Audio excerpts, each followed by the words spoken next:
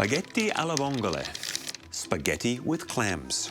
This is a very favorite recipe of anyone who visits or lives there. And the reason I rinse and soak them in water is to get rid of all of that nasty bit of sand that they filter out.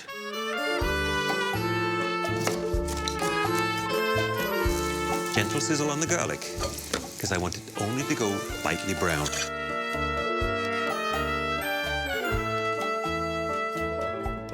In with the clams and a splash of dry, crisp wine. A little bit of red, sweet, juicy tomatoes. Let all of this meld together as once again we start building the layers of flavor. Lid back on, and another 2 minutes and we'll be done. And a little chopped parsley to finish the dish. Time for the noodles. A quick and easy pasta dish. A few drops of pasta water, because it's a little starchy and helps bring everything together. That slightly roasted garlic taste. The technique to making a pasta dough isn't that complicated. Dry ingredients go down, mix thoroughly, and then you work in the wet ingredients. A little water, pulling the dry dough in from the edges, so it becomes soft, supple, before we let it relax. My dough now needs to rest, and then on with the filling. My pumpkin has been slowly roasting so that it starts to really intensify in terms of all its juices, its sugary sweetness, while keeping that wonderful, bright orange color. And because there's a little extra moisture in this roasted pumpkin, I'm just gonna hang it in this strainer so some of those juices drain out.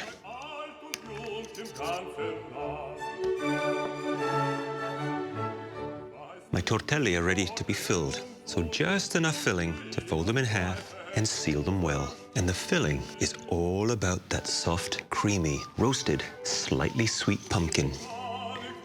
And a good amount of Parmigiano Reggiano. The sauce for the tortelli is really simple. Butter in a good hot pan, and wait till it just starts to turn brown. Nutty flavor adds to the walnuts I'm also going to throw into the pan for a little crunch.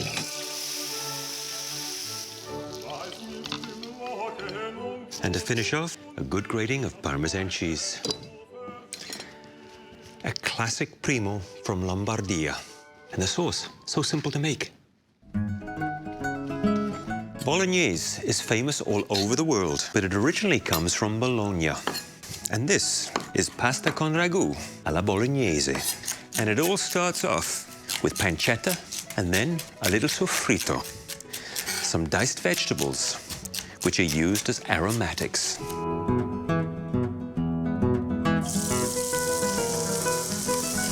Good hot pot gets the pancetta up to a great sizzle. Whilst the pan is hot, add the meat. And I want to fry up this meat so it too starts to caramelize, bring in a depth of flavor, and add to the overall look of my finished ragu. Time for the next layer of flavorings. Slowly sweating out those vegetables. A little tomato paste helps thicken the sauce. Just let that sizzle up on the bottom of the pan. And of course, some good red wine. And this is going to wash all those sticky, tasty little bits off the bottom of the pan and add another depth of flavor. And already it's starting to look good.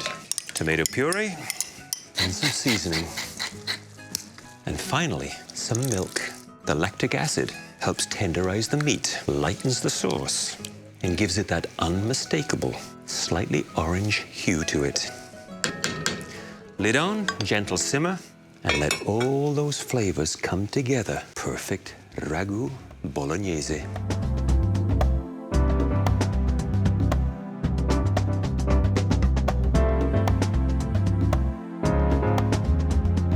And of course, Parmigiano Reggiano. You mix it up. You take a little on your fork and spoon. This is going to be a little taste of heaven on a fork. You know, a really great bolognese.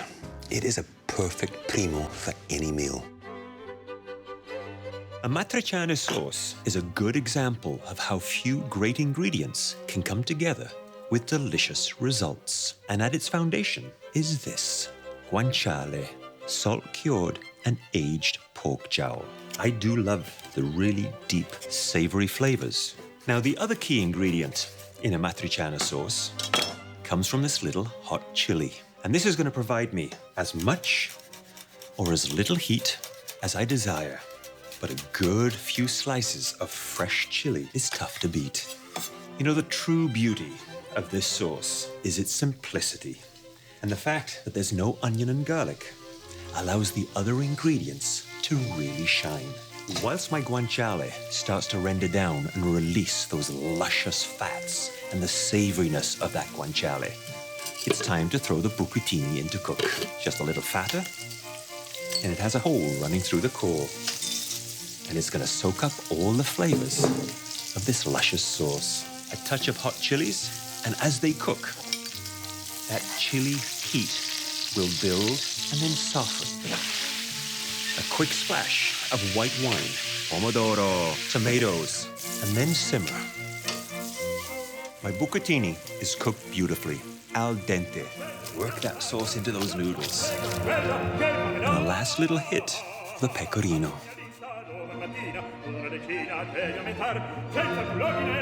And you're being a part of it. It is about 3 or 4 simple ingredients in perfect harmony. My primo pasta of penne con nduja e ricotta features 2 traditional Calabrian ingredients of opposing flavors, mild ricotta and spicy sausage. And these, penne or penne rigate, is a perfect pasta for this dish. And this is the nduja sausage, packed full of really great flavors. Just look at that. Smoked peppers, sweet peppers, and chili peppers. It will start to melt down and create the beginnings of an incredible sauce. Now, the perfect counterpoint to this sausage that is packed full of great flavor, ricotta cheese.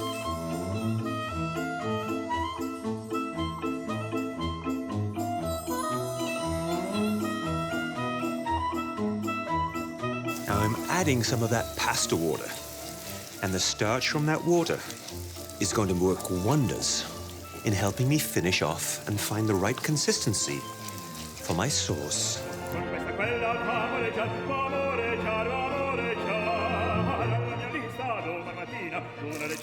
And that is that.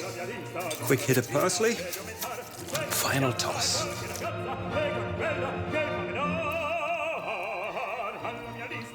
There is definitely a good kick of heat to this dish, where this has become a staple.